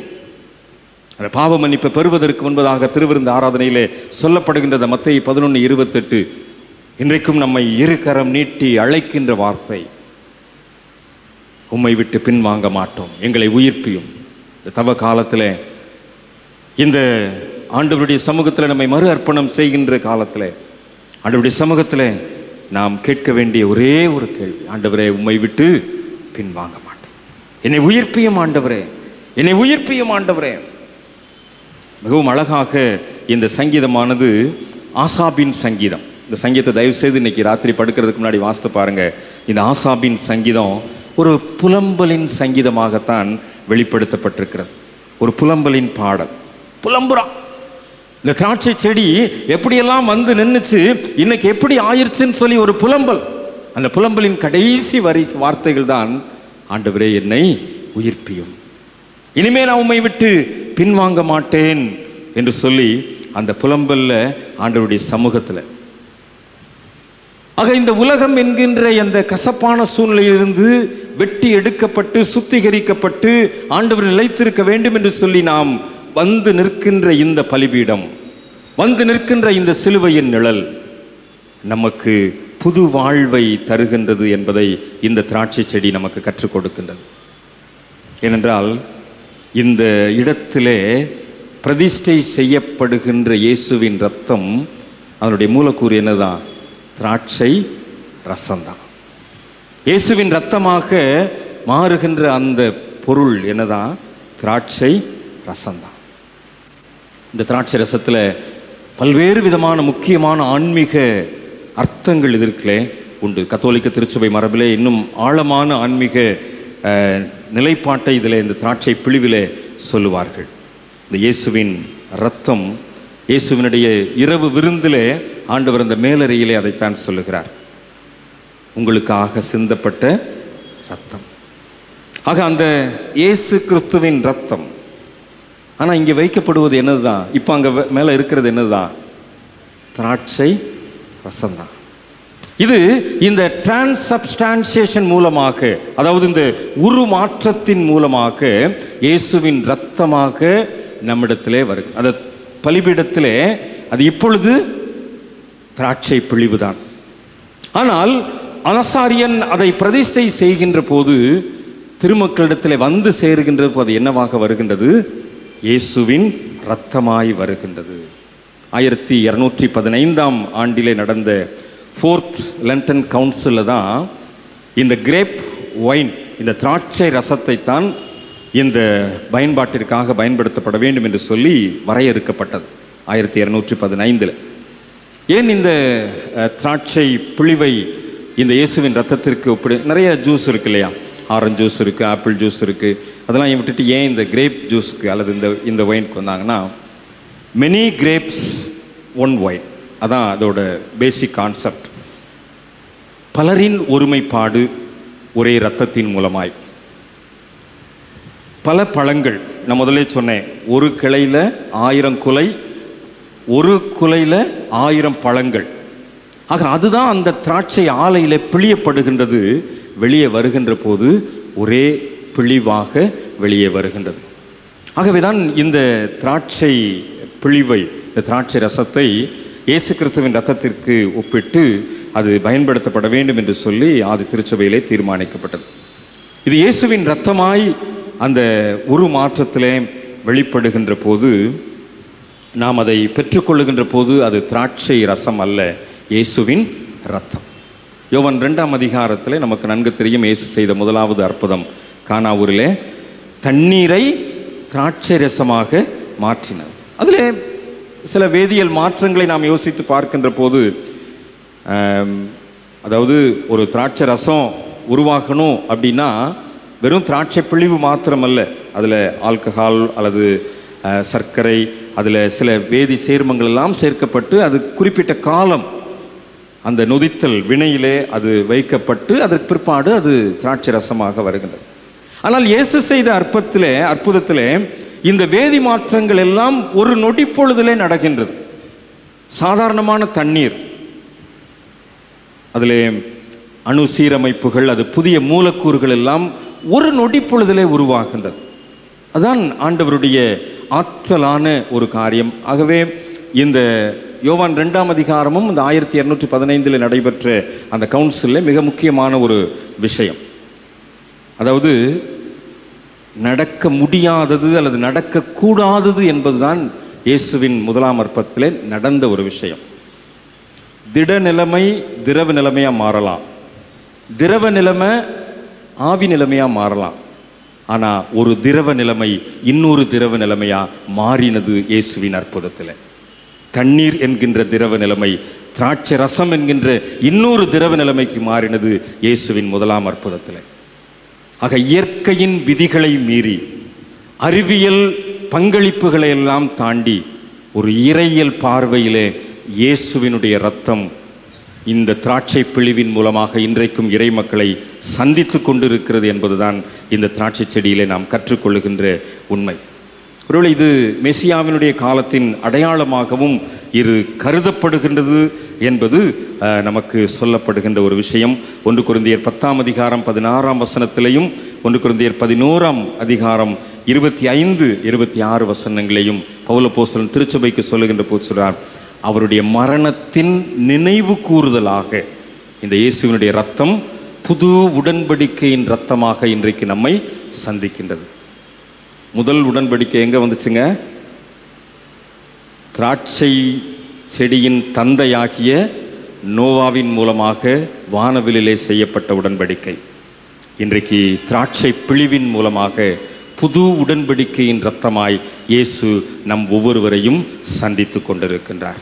ஒருவேளை இதை குறித்து இன்னும் சற்று ஆழமாக நான் யோசித்தேன். ஆனால் காலம் கருதி இன்றைக்கு நான் இதோடு நிறுத்துகின்றேன். ஒருவேளை பெரிய வியாழக்கிழமை திருவிருந்து வழிபாட்டில் இதை குறித்து இன்னும் ஒரு சில காரியங்களை கத்தோலிக்க திருச்சபை புரிந்து கொள்ளுதலையும் நான் உங்களுக்கு அன்றைக்கு நான் சொல்ல விரும்புகின்றேன். இந்த திராட்சை ரசம் இயேசுவின் இரத்தமாய் இன்றைக்கு நம்மை சந்திப்பதன் மூலமாக இந்த பலிபீடத்தில் வந்து நாம் அதை பெற்றுக்கொள்வதன் மூலமாக நாம் நோக்கி பார்க்கின்ற சிலுவை நமக்கு புது உயிரை தருகின்றது. அந்த புது உயிரை தருகின்ற போது இந்த இடத்துல வந்து முழங்கால் படியிட்டு நாம் சொல்ல வேண்டிய வார்த்தை என்ன? ஆண்டவரே, உம்மை விட்டு பின் வாங்க மாட்டோம். இன்னைக்கு முழங்கால் படியிடும்போது சொல்லுங்க, ஆண்டவரே, உம்மை விட்டு பின் வாங்க மாட்டோம். இந்த உலகத்தின் கசப்புக்குள்ள போக மாட்டோம். இந்த உலகத்தின் வேதனைக்குள்ள நாங்கள் போக மாட்டோம். உம்மை விட்டு ஒருபோதும் நாங்கள் பின்வாங்க மாட்டோம். ஆண்டவரே, எங்களை உயிர்ப்பையும் சொல்லிட்டு அந்த திராட்சை ரசத்தை இயேசுவின் இரத்தமாய் பெற்றுக்கொள்ளுங்கள். முடியாது என்ற காரியங்கள், நடக்காது என்ற காரியங்கள் உங்களுடைய வாழ்க்கையில் நடப்பதற்கு இந்த திராட்சை பிழிவை இயேசுவின் இரத்தமாய் மாற்றின இயேசு நம்முடைய வாழ்க்கையிலும் அதே அற்புதங்களையும் அதிசயங்களையும் செய்வார். தலைகளை தாழ்த்தி ஜெபம் செய்வோம். ஆண்டவருடைய பிரசன்னத்தை உணர்ந்தவர்களாய் அவரை நோக்கி பார்ப்போம். ஒருவேளை ஆண்டவர் நம்மோடு கூட இடைப்படுகின்ற நேரம், பல நேரத்தில் இந்த உலகத்தோடு வாழ்ந்து விட்டோம். பல நேரத்தில் இந்த உலகத்தின் சூழ்நிலைகளிலே கசப்பாய் வாழ்ந்து விட்டோம். ஆண்டவர் நம்மிடத்தில் எவ்வளவு பாதுகாப்பை கொடுத்திருக்கிறார், எவ்வளவு எதிர்பார்ப்பு நம்மிடத்தில். ஆனால் ஆண்டவர் நம்மிடத்தில் எதிர்பார்க்கின்ற கனிகளை ஏன் நம்மால் கொடுக்க முடியவில்லை? ஆண்டவரே, இன்றைக்கு உடைய பலிபீடத்தில் வந்து முழங்கால் படியிடுகின்ற போது, என்னை உயிர்ப்பியும் என்று சொல்லி ஆண்டவருடைய சமூகத்தில் நான் கேட்கின்ற போது, இன்னும் நான் உலகத்திற்குள் போக மாட்டேன் என்று சொல்லி, உம்மை விட்டு பின்வாங்க மாட்டேன் என்று சொல்லி நான் உறுதிப்பாட்டோடு சிலுவையை நோக்கி பார்க்கின்ற போது, ஆண்டவரே, எனக்கு ஒரு புது வாழ்வை தாரும் ஆண்டவரே என்று சொல்லி அப்படிப்பட்ட அர்ப்பணிப்போடு கூட கேட்போமா? உலகுக்காய் நான் வாழ ஒரு மனது துடிக்கையிலே, உள்ளுக்குள் கரைப்பட்ட மறுமனது மறுக்குதையா. உலகுக்காய் நான் வாழ ஒரு மனது துடிக்கையிலே, உள்ளுக்குள் கரைப்பட்ட மறுமனது மறுத்ததையா. இன்றே என்னை அர்ப்பணம் செய்திடுவே, இன்றே என்னை அர்ப்பணம் செய்திடுவே. பிறர் வாழ வேண்டுமெனில் நான் சாக வேண்டும், நான் சாக வேண்டுமெனில் அவர் வாழ வேண்டும். எனில் இயேசு தினம் வாழ வேண்டும், எனில் இயேசு தினம் வாழ வேண்டும். பிறர் வாழ வேண்டுமெனில் நான் சாக வேண்டும், நான் சாக வேண்டுமெனில் அவர் வாழ வேண்டும். எனில் இயேசு தினம் வாழ வேண்டும், எனில் இயேசு தினம் வாழ வேண்டும். நற்குல திராட்சை செடியாய் நடப்பட்ட என்னை இயேசு என்ற திராட்சை செடியோடு இணைத்து நற்குல கனி தருகின்ற வாழ்வை எதிர்பார்க்கின்ற அன்பின் ஆண்டவரே, எனில் இயேசு தினம் வாழ வேண்டும் என்று சொல்லி இன்றே என்னை அர்ப்பணிக்கிறேன் சுவாமி. பலிபீடத்திலே உம்முடைய சாக்கிரமந்தை பெறுவதற்காய் முழங்கால் படியிடுகின்ற போது, இனிமேல் நான் உம்மை விட்டு பின்வாங்க மாட்டேன், என்னை உயிர்ப்பியும் என்கின்ற வார்த்தையோடு கூட உம்முடைய பந்தியிலே பங்கு பெறுகிறேன் சுவாமி. என்னை ஏற்றுக்கொள்ளும் ஒரு அர்ப்பணிப்பின் உணர்வோடு கூட இந்த 6வது வெள்ளிக்கிழமையிலே ஒரு அர்ப்பணிப்பின் உணர்வோடு கூட தவ காலத்தின் புனித வாரத்திற்குள்ளாய் பிரவேசிக்க எங்களுக்கு அருள் தாரும். இயேசு ஆண்டவரின் வழியாய் ஜெபிக்கிறோம் நல்ல பிதாவே, ஆமென். கர்த்தரின் வார்த்தையை கேட்ட நாம் யாவரும் எழுந்தின்று நம்முடைய விசுவாசத்தை நிசையா விசுவாச பிரமாணத்தின் மூலம் அறிக்கை செய்வோம். வானத்தையும் பூமியையும் காணப்படுகிறதும் காணப்படாததுமான எல்லாவற்றையும் படைத்தவராயிருக்கிற சர்வ வல்லமையுள்ள பிதாவாகிய ஒரே தேவனை விசுவாசிக்கிறேன். ஒரே கர்த்தருமாய் தேவனுடைய ஒரே பெருமாக்குமாரமாயிருக்கிற இயேசு கிறிஸ்துவை விசுவாசிக்கிறேன்.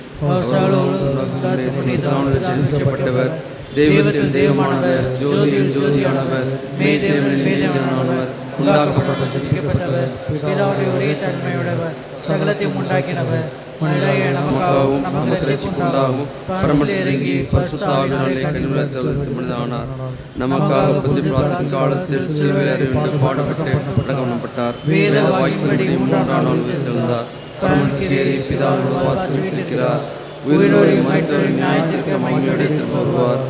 ராஜ்யத்தினுடைய விலை கர்த்தருமாய் ஜீவனை கொடுக்கிறவருமாய் பிதாவோடு குமாரனோடு புறப்படுகிறவருமாய் பிதாவோடு குமாரனோடு ஸ்தோத்திரிக்கப்படுகிறவருமாய் விசுவாசிக்கிறேன். ஒரே விசுவாசிக்கிறேன்.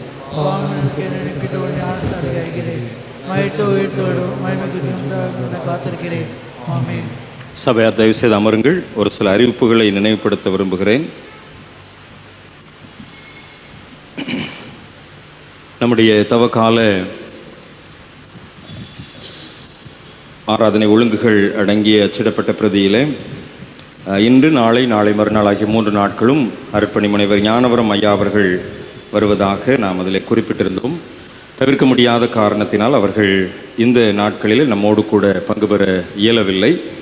ஆகவே நாளை மாலை ஒரு சிறப்பு இசை நிகழ்வு என்று சொல்லி நாம் போட்டிருந்தோம். அது நடைபெறாது என்பதை திருச்சி மக்களுக்கு அன்போடு கூட தெரிவித்துக் கொள்கிறேன். இன்றைய ஆராதனை முடிந்த பிற்பாடு இரவு ஜெபம் உடனடியாக தொடர்ந்து நடைபெறும். என்றால் இரவு 10 மணிக்கு என்று நாம் அறிவித்திருந்தோம். நாளைய தினம் மங்களவாக்கு திருநாளுக்காக பெண்கள் ஐக்கிய சங்கத்தினர் செல்ல இருப்பதை முன்னிட்டு இந்த வழிபாடு நிறைவு பெற்ற பிற்பாடு உடனடியாக இரவு ஜெபம் நடைபெறும் என்பதை அன்போடு கூட தெரிவித்துக் கொள்கிறேன். ஜெபிக்க நீங்கள் பங்கு பெற்று ஆண்டவருடைய ஆசீர்வாதத்தை பெற்று செல்லும்படி அன்போடு கூட கேட்டுக்கொள்கின்றேன். நாளைய தினம் மங்களவாக்கு திருநாள் கூடுகைக்காக பெண்கள் ஐக்கிய சங்கத்தினர் காலை 9 மணிக்கு திருவிருந்து வழிபாட்டோடு கூட பேராயர் ஐயா அவர்களுடைய தலைமையில் இந்த திருவிருந்து வழிபாடு நடைபெறும். அந்த வழிபாட்டிலே பங்கு பெறுவதற்கு நீங்கள் ஆயத்தப்பட்டு செல்லும்படி அன்போடு கூட கேட்டுக்கொள்கிறேன். நீங்கள் உங்களுடைய சீருடையோடு கூட நீங்கள் செல்லுங்கள். மதிய உணவு நீங்கள் கண்டிப்பாக கொண்டு செல்ல வேண்டும். சிறு பிள்ளைகள் நீங்கள் அழைத்து சென்றால் சிறு பிள்ளைகளுக்கு தனியாக கூடுகைகள் அங்கே ஒழுங்கு செய்யப்பட்டிருக்கிறது. இந்த மங்களவாக்கு திருநாள் கூடுகையிலே தூத்துக்குடியை சார்ந்த சகோதரி ஷீபா ஜெயசீலன் அவர்கள் ஆண்டுடைய வார்த்தையை பகிர்ந்து கொள்ள வருகை தர இருக்கின்றார்கள். ஜெபத்தோடு நீங்கள் பங்கு பெறுகின்றீர்கள். மாலையிலே பெயரழைத்தல் நடைபெறும். நம்முடைய ஆலயத்தின் பதாகையை நீங்கள் தாங்கி நம்முடைய பெண்கள் ஐக்கிய சங்கத்தின் வருகையை நீங்கள் பதிவு செய்து வரும்படி அன்போடு கூட கேட்டுக்கொள்கின்றேன். பெண்கள் ஐக்கிய சங்கத்தினர் தவறாமல் அனைவரும் நீங்கள் கலந்து கொள்ள திருமண்டல பெண்கள் ஐக்கிய சங்கத்தின் சார்பிலே பேராயர் ஐயா பேராயர் அம்மா சார்பிலே உங்களை அன்போடு கூட கேட்டுக்கொள்கின்றேன். ஞாயிற்றுக்கிழமை நமக்கு குருத்தோலை பவனியானது ஏற்கனவே நான் ஞாயிற்றுக்கிழமை அறிவித்ததைப் போல 6:30 மணிக்கு புனித ஜார்ஜ் ஆலயத்தில் இந்த பவனியானது தொடங்க திட்டமிடப்பட்டிருக்கிறது. அதைத் தொடர்ந்து இந்த பவனியானது கத்தோலிக்க திருச்சபை ரோசரி ஆலயத்திற்கு சென்று அதைத் தொடர்ந்து நம்முடைய ஆலயத்திற்கும் நம்முடைய ஆலயத்திலிருந்து பெரியார் பேருந்து நிலையம் உள்புறமாக சென்று லூத்தரன் ஆலயத்திற்கும் அங்கே இருந்து மறுபடியுமாக நாம் திரும்பி நம்முடைய ஆலயத்திற்கு வருகை தர இருக்கின்றோம். ஆகவே பாடகர் குழுவினர் தயவுசெய்து 6:30 மணிக்கு சரியாக அங்கே பவனி தொடங்குகிற இடத்துல நீங்கள் நம்முடைய ஆயத்தமான இசைக்கருவிகள் மற்றும் PA சிஸ்டம் அடங்கிய வாகனத்தோடு கூட பாடகர் குழுவினர் நீங்கள் 6:30 மணிக்கு ஜார்ஜ் ஆலயத்திற்கு வருகை தரும்படி அன்போடு கூட நினைவுபடுத்துகிறேன். திருச்சபை மக்கள் அனைவரும் இந்த வருடம் அதிகமான எண்ணிக்கையை காட்ட வேண்டும் என்று சொல்லி 4 திருச்சபையினுடைய ஆயர்களும் நாங்கள் பேசி இருக்கிறோம்.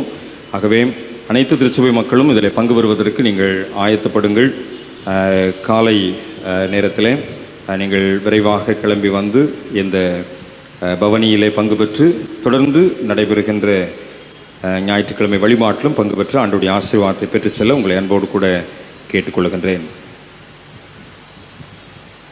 திருமறை வினாக்கள் உங்களுக்கு கொடுக்கப்பட்டது. 2 தாள்கள் கொடுக்கப்பட்டது. 2 தாள்களுக்கும் நீங்கள் பதிலளித்து அநேகர் கொடுத்து கொண்டிருக்கின்றீர்கள்.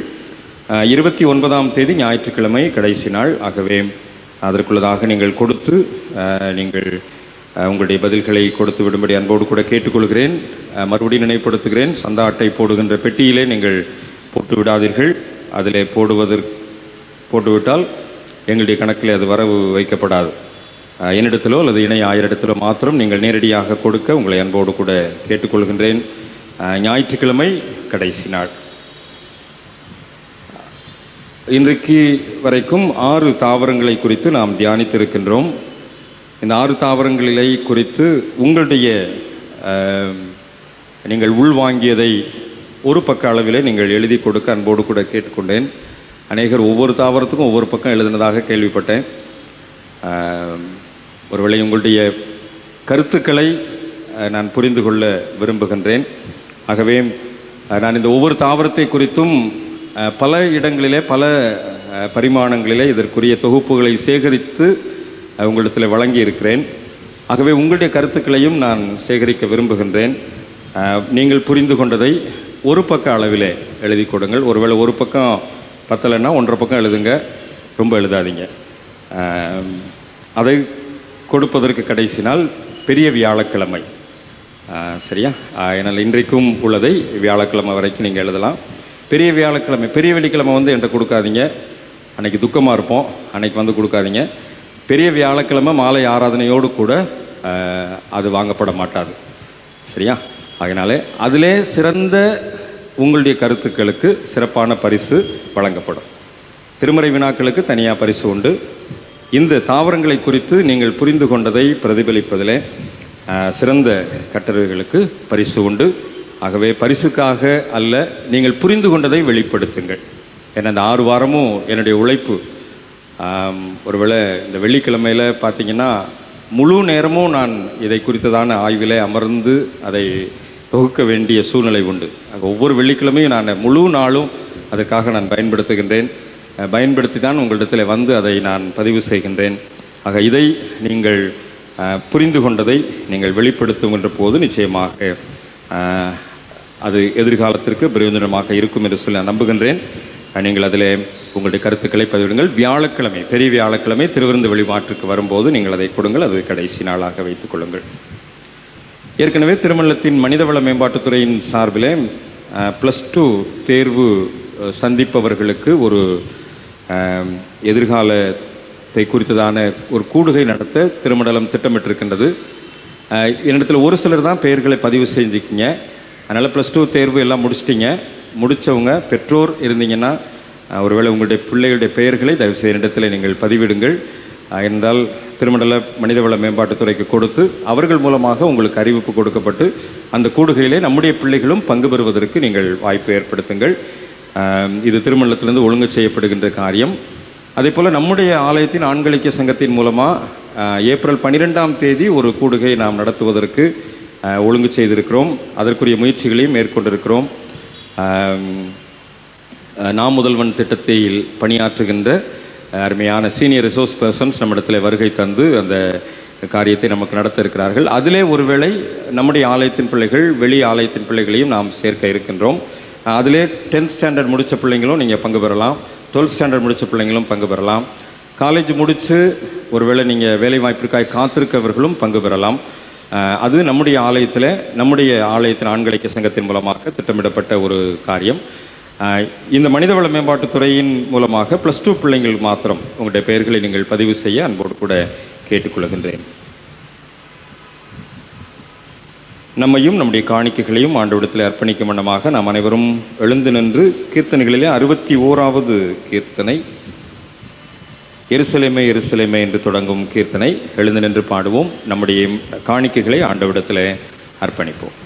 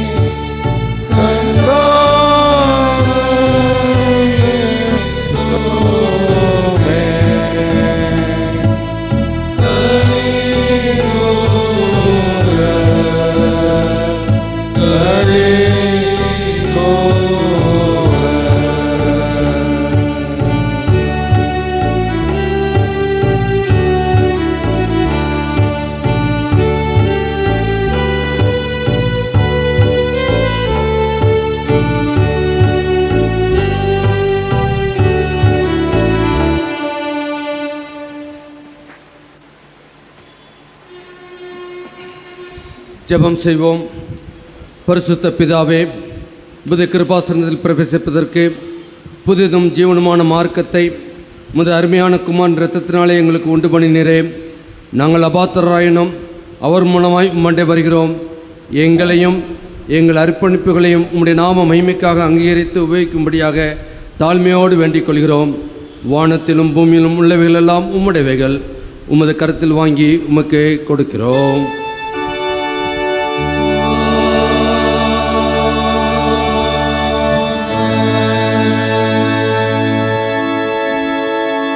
திருவிருந்திற்காக நம்மை தகுதிப்படுத்துவோம். முழங்கால்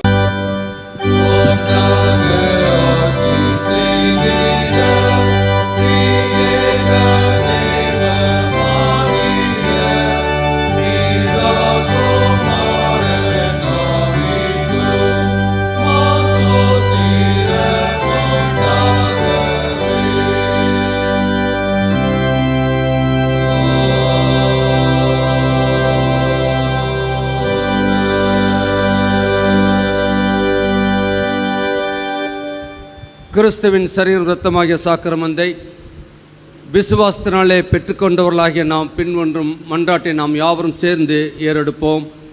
சர்வ வல்லமையுள்ள கடவுளே, பரமபிதாவே, உமது நேசகுமாரனும் எங்கள் ஆண்டவருமாகிய இயேசு கிறிஸ்துவுக்குள் எங்களை உமது பிள்ளையாக ஏற்றுக்கொண்டு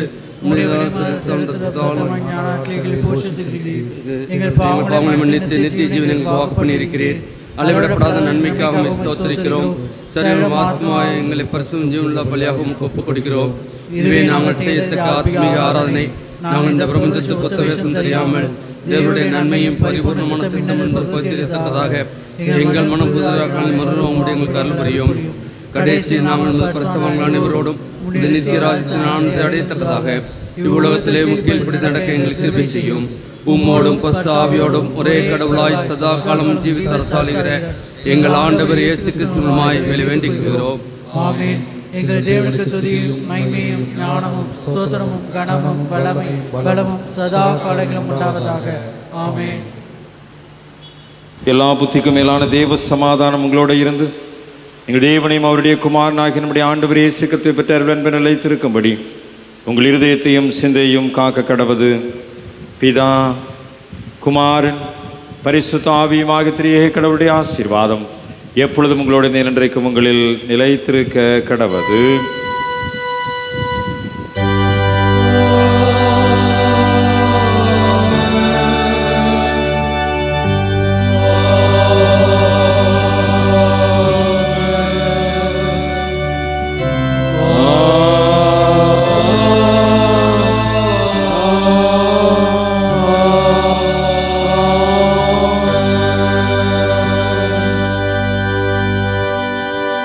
வழிபாட்டின் நிறைவு பவனி பாடலாக 88வது பாமாலை. இந்த அருள் காலத்தில் கர்த்தரேவும் பாதத்தில் பணிவோம் முழந்தாள் என்ற பாமாலையில் 1ஆம் சரணம், 2ஆம் சரணம், 6ஆம் சரணம், 1, 2, 6 3 சரணங்களை பாடி முழங்கால் படியிட்டவர்களாய் இந்த வழிபாட்டை நிறைவு செய்வோம்.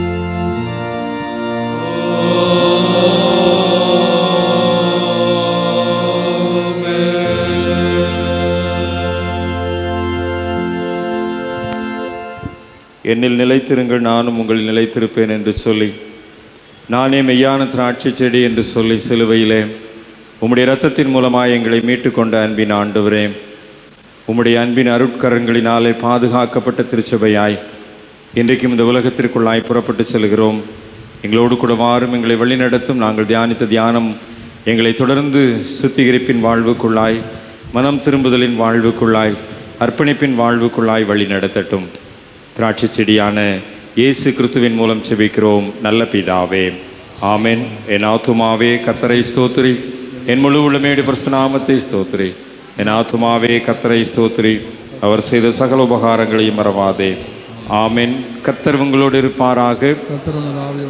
தேவ சமாதானத்தோடே சென்று வாருங்கள். கர்த்தருடைய நாமத்தினாலே ஆமென், ஆமென்.